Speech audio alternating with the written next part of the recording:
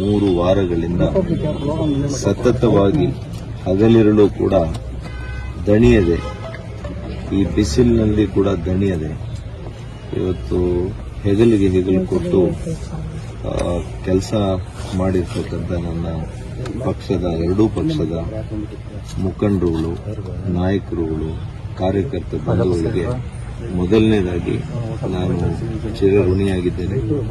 ಹೃದಯಪೂರ್ವಕವಾದಂತಹ ಕೃತಜ್ಞತೆಯನ್ನು ಅವರಿಗೆ ಸಲ್ಲಿಸ್ತೇನೆ. ಅದೇ ರೀತಿ ಈ ದೇಶವನ್ನು ಗೆಲ್ಲಿಸಬೇಕು.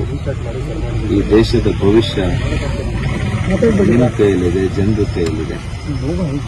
ಹಾಗಾಗಿ ನಿಮ್ಮ ಮನೆ ಮಗನಾಗಿ ನಾನಿವತ್ತು ಮನವಿ ಮಾಡ್ತೀನಿ. ಚಿಕ್ಕಬಳ್ಳಾಪುರ ಕ್ಷೇತ್ರದ ನನ್ನೆಲ್ಲ ಮತ್ತು ಬಂಧುಗಳಲ್ಲಿ ನಿಮ್ಮ ಮಗನಾಗಿ ಸೇವೆ ಮಾಡಲಿಕ್ಕೆ ನನಗೊಂದು ಮತ್ತೊಂದು ಅವಕಾಶ ಕೊಡಿ.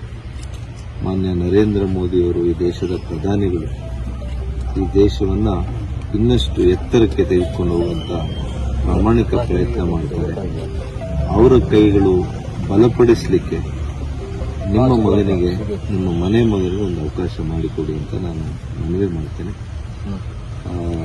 ಹಾಗೆಯೇ ಕರ್ನಾಟಕ ರಾಜ್ಯದ ಇತರೆ ಕ್ಷೇತ್ರಗಳಲ್ಲಿ ನಮ್ಮ ಪಕ್ಷದ ಜಾತ್ಯತೀತ ಜನತಾದಳದ, ವಿಶೇಷವಾಗಿ ಮಾಜಿ ಮುಖ್ಯಮಂತ್ರಿಗಳು ಕುಮಾರಣ್ಣವರು, ಇವರೆಲ್ಲರಿಗೂ ಕೂಡ ಗೆಲ್ಲಿಸಿಕೊಡಿ.